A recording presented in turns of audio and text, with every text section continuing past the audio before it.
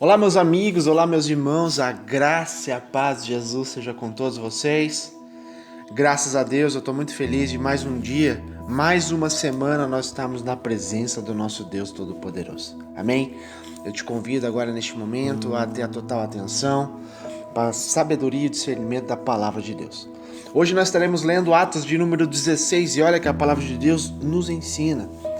E chegou a Derbe e Listra, e eis que estava ali um certo discípulo por nome Timóteo, filho de uma judia que era crente, mas de pai grego, do qual davam bom testemunho os irmãos que estavam em Listra e em Icônio.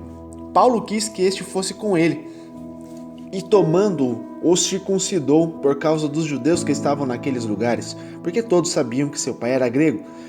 E quando iam passando pelas cidades, lhes entregavam para serem observados os decretos que haviam sido estabelecidos pelos apóstolos e anciãos em Jerusalém, de sorte que as igrejas eram confirmadas na fé e cada dia crescia em número.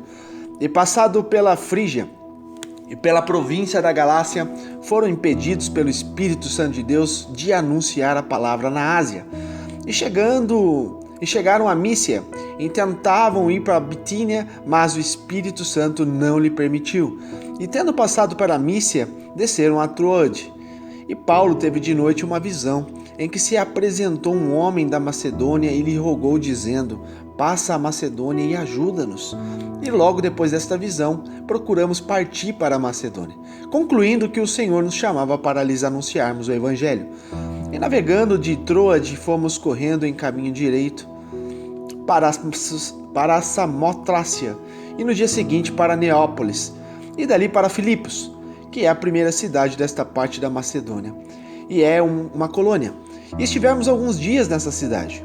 E no dia de sábado saímos fora das portas, para a beira do rio, onde se costumava fazer as orações. E assentando-nos, falamos às mulheres que ali se ajuntaram. E uma certa mulher chamada Lídia, vendedora de púrpura, da cidade de Tiatira, e que servia a Deus, nos ouvia. E o Senhor me abriu o coração para que estivesse atenta ao que Paulo dizia. E depois que foi batizada, ela e a sua casa nos rogou, dizendo: se haveis julgado que eu seja fiel ao Senhor, entrai em minha casa e ficai ali. E nos constrangeu a isso. E aconteceu que, indo nós às orações, nos saiu ao encontro uma jovem que tinha um espírito de adivinhação, a qual, adivinhando, dava grande lucro aos seus senhores. Esta seguindo a Paulo, e nos clamava, dizendo: estes homens que nos anunciam o caminho da salvação são servos do Deus Altíssimo. E isto fez ela por muitos dias. Mas Paulo, perturbado, voltou-se e disse ao Espírito: em nome de Jesus Cristo te mando que saia dela. E na mesma hora saiu. E vendo seus senhores que a esperança do seu lucro estava perdida, prenderam Paulo e Silas, e os levaram à praça, à presença dos magistrados. E apresentando-os aos magistrados, disseram: estes homens, sendo judeus, perturbaram a nossa cidade, e nos expõem costumes que não é lícito receber e nem praticar, visto que somos romanos. E a multidão se levantou unida contra eles, e os magistrados, rasgando-lhe as vestes, mandaram açoitá-los com varas. E havendo-lhes dado muitos açoites, os lançaram na prisão, mandando ao carcereiro que os guardasse com segurança, o qual, tendo recebido tal ordem, os lançou no cárcere interior e lhes segurou os pés no tronco. E perto da meia-noite, Paulo e Silas oravam e cantavam hinos a Deus, e os outros presos os escutavam. E de repente sobreveio um tão grande terremoto que os alicerces do cárcere se moveram, e logo se abriram todas as portas e foram soltas as prisões de todos. E acordando o carcereiro e vendo abertas as portas da prisão, ele tirou a sua espada e quis matar-se, cuidando que os presos já tinham fugido. Mas Paulo, clamando com grande voz, dizendo: não te faças nenhum mal, que todos aqui estamos. E pedindo luz, saltou dentro e todo trêmulo se prostrou entre Paulo e Silas. E tirando-os para fora, disse: senhores, o que é necessário que eu faça para me salvar? E ele lhes disse: crê no Senhor Jesus Cristo e serás salvos tu e a tua casa. E lhe pregaram a palavra do Senhor e a todos que estavam em sua casa. E tomando-os eles consigo naquela mesma hora da noite, lavou-lhe os vergões e logo foi batizado, ele e todos os seus. E levando-os à sua casa, lhe pôs à mesa, e na sua crença em Deus, alegrou-se com toda a sua casa. E sendo já dia, os magistrados mandaram quadrilheiros, dizendo: soltai aqueles homens. E o carcereiro anunciou a Paulo estas palavras, dizendo: os magistrados mandaram que vos soltaste. Agora, pois, sai e ide em paz. Mas Paulo replicou: açoitaram-nos publicamente e sem sermos condenados, sendo homens romanos, nos lançaram na prisão e agora encobertaram que nos lance fora? Não, não será assim, mas venham eles mesmos e tirem-nos para fora. E os quadrilheiros foram dizer aos magistrados essas palavras, e eles temeram, ouvindo que eram romanos. E vindo-lhes, dirigiram súplicas, e tirando-os para fora, lhes pediram que saísse da cidade. E saindo da prisão, entraram em casa de Lídia, e vendo os irmãos, os confortaram, e depois partiram. Amém? Glórias a Deus por isso, meus irmãos. Aqui nós vemos mais um episódio, onde a gente vê tudo a respeito das viagens missionárias de Paulo. A gente vê que no capítulo anterior, Paulo ele teve um desentendimento com Barnabé, quando ele queria levar João Marcos junto, e Paulo recusou, por saber que João Marcos era um traidor, né? Que ele tinha abandonado eles no passado, então ele não quis levar. E ele foi com Silas, e ali eles deram início à segunda viagem missionária de Paulo, né? Cujo objetivo aqui principal era visitar as igrejas, era concluir as obras que eles estavam fazendo através do Espírito Santo de Deus. E uma das principais características de um cristão saudável é estar atento à direção do Espírito Santo de Deus. Porque, meus amados, um homem, um cristão, sem a direção do Espírito Santo de Deus, você pode ter a certeza que ele vai quebrar a cara, ele vai se decepcionar, ele vai fazer coisas que não é lícitas. Porque, meus amados, a única fórmula de eu e você vencermos todas as coisas é na direção do Espírito Santo de Deus. Tudo que eu e você formos fazer, temos que estar na direção do Espírito Santo de Deus. Se a gente dá lugar para a nossa carne, você pode ter a certeza que vai fazer coisa errada. Isso era algo que Paulo não dispensava. E isso é uma característica, meus amados, que nós temos que fundamentar no nosso coração, pois o próprio Senhor Jesus Cristo fazia isso o dia inteiro. Todos os dias de sua vida, ele era totalmente dirigido pelo Espírito Santo de Deus. Ele não fazia uma coisa sequer a não ser sobre a direção do Espírito Santo de Deus. Amém? E o Espírito Santo de Deus aqui é com espírito maiúsculo, que significa o Espírito de Deus. Isso era algo que era indispensável. Não tinha como dispensar isso. Amém? E durante a noite, ele teve uma visão que o direcionava a pregar o evangelho na Macedônia. É bom lembrar que Paulo havia tentado ir a Bitínia, mas o mesmo Espírito Santo o impediu. O próprio Senhor não quis que ele fosse lá. Então ele já na Macedônia, enquanto procurava um lugar para orar, Paulo chegou às margens de um rio ali e ele viu um grupo de mulheres. E ali ele parou para falar do Evangelho para elas, as boas novas do Evangelho, que significa Jesus Cristo, o autor e consumador da nossa fé, o nosso Senhor e Salvador.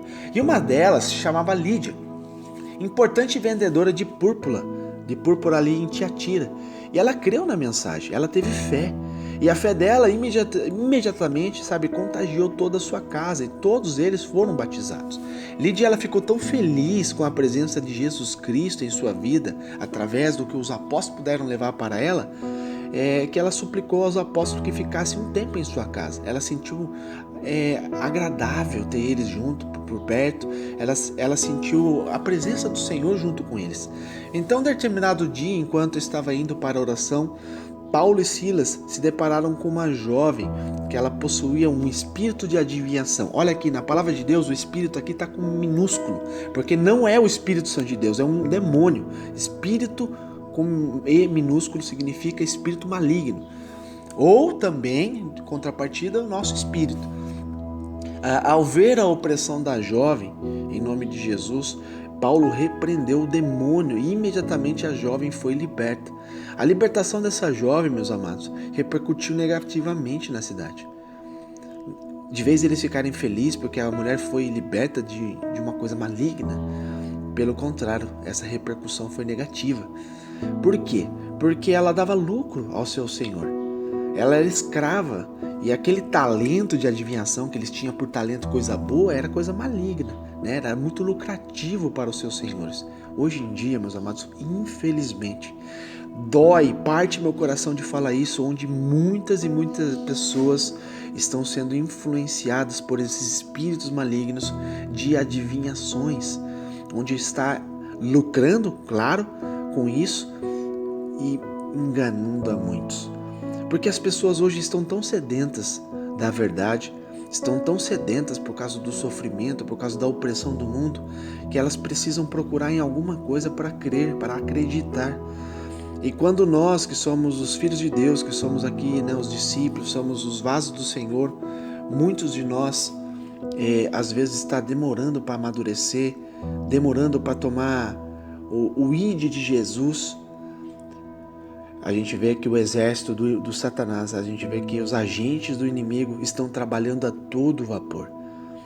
E nós, meus amados, temos que nos fortalecer nisso. Temos que tomar postura de cristãos, tomar posturas de servos de Deus, assim como Paulo era, para nós aplicarmos a palavra de Deus sobre todas as pessoas, para que essas pessoas sejam libertas, sejam restauradas, sejam salvas. A gente leu ali dizendo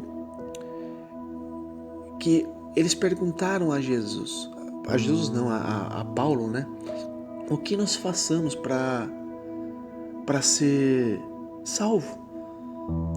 O carcereiro ali perguntou a Paulo, pois viu neles a excelência do Espírito Santo de Deus e perguntou o que nós façamos para sermos salvos. E o que ele diz? Se crer, se acreditar em Jesus Cristo, será salvo tu e tua casa, todos os seus. Então, meus amados, essa ordem é para nós. Eu e você temos uma obrigação de pregar o Evangelho, nada mais do que o Evangelho. Pregar a palavra de Deus, que é viva, que cura, restaura e salva o homem. Hoje a gente vê que as pessoas estão barganhando com a palavra de Deus. Tem muitas pessoas que estão fazendo de uma forma ilícita a pregação. Estão pregando, estão chamando as pessoas não para o arrependimento e para que se converta verdadeiramente ao Senhor, não. Hoje eu vejo, meus amados, que dói muito meu coração, muitos falsos profetas, eles abrem um canal, eles abrem uma publicação, um vídeo ao vivo e dizendo, venha que aqui tem revelação, venha que aqui tem revelação. Meus amados, ali também tinha muitas revelações através daquela mulher, mas era o quê? Eram visões malignas. Hoje tem muitas pessoas que têm esse tipo de visões, tanto para Deus quanto para o inimigo, e tem muitas pessoas ainda que são enganadoras, pessoas que começam a ver o perfil das pessoas, ver o convívio da pessoa como é, e começa a trazer ali falsas revelações. Meus amados, tomem muito cuidado com isso. Jesus revela sim, com certeza. Para aqueles que estão aliançados com Jesus, com certeza Ele revela. Tenho experimentado isso também. Mas, meu amado, tem que tomar muito cuidado com isso. Até nós que somos totalmente fiéis ao Senhor, aquilo que Ele fala ao nosso coração, temos que ter muita convicção. Temos que estar muito sensível à voz do Espírito Santo de Deus, para que nós não venhamos falar nada da nossa carne. Porque aquilo que nós falamos, meus amados, certamente nós seremos cobrados, tanto para o bem quanto para o mal. Amém? Então, essa é uma palavra ao seu coração. Toma cuidado, vigia o que deixa entrar nos teus ouvidos, o que deixa entrar no seu coração, para que o inimigo não venha roubar você, não venha frustrar você, porque o inimigo vem para roubar, matar e destruir. E o nosso Senhor Jesus veio para uma só coisa, te salvar. Ele trouxe salvação para você. Ele trouxe cura, libertação para você. Ele venceu a minha, a tua morte. Hoje a morte não tem mais poder sobre mim e você se nós estivermos em Jesus Cristo. Isso foi vencido por Ele. Ele venceu o meu pecado. Ele venceu o teu pecado. Ele venceu a minha morte. Ele venceu a tua morte. Ele sangrou naquele madeiro até a última gota do teu sangue para dizer, está consumado, Senhor, eu venci o mundo. Hoje a todos que crerem em meu nome serão salvos. Não só eles, mas toda a sua casa. Essa é a palavra de Deus, meus amados. Isso é o que mais tem poder. O nome de Jesus para nos trazer vida e vida em abundância. Amém? Mas sempre terá retaliações, sempre existirá, meus amados, perseguições, sempre existirá cadeias, sempre existirá pessoas se levantando em oposição contra todos os filhos de Deus. Sempre foi assim e sempre vai ser. Mas eu e você temos que ter a real convicção, porque Paulo e Silas, eles foram arrastados pelaquela praça, eles foram açoitados com vara, que vara significa vergonha. É que nem você disciplinar o teu filho, jovem, criança, quando faz algo ilícito, que disciplina na vara. Ali eles fizeram com Paulo e Silas, envergonharam eles em praça pública, acusando eles de perturbar a ordem. E a consequência disso é que eles tiveram suas roupas tiradas publicamente, algo extremamente vergonhoso, meus amados, e foram açoitados ali, e em seguida foram presos.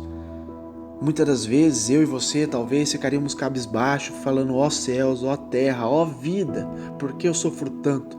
Mas pelo contrário, mesmo com o corpo todo dilacerado pelos açoites, suportando a dor, que a dor do vergão deve doer demais, a indiferença, a injustiça, o desconforto da prisão, amarrados os pés, tendo que urinar neles mesmos, Paulo e Silas não permitiram que as suas almas ficassem amargas, ficassem aflitas por causa disso, meus amados. O que eles fizeram? Perto da meia-noite, de forma não silenciosa ou educada, eles ali, para todo mundo saber, todo mundo ouvir, eles estavam orando, estavam louvando a Deus por tudo. Eles estavam agradecendo a Deus, pois eles sabiam que eles estavam na direção do Espírito Santo de Deus. O próprio Senhor enviou eles naquele local. E o próprio Senhor permitiu que eles passassem por aquilo.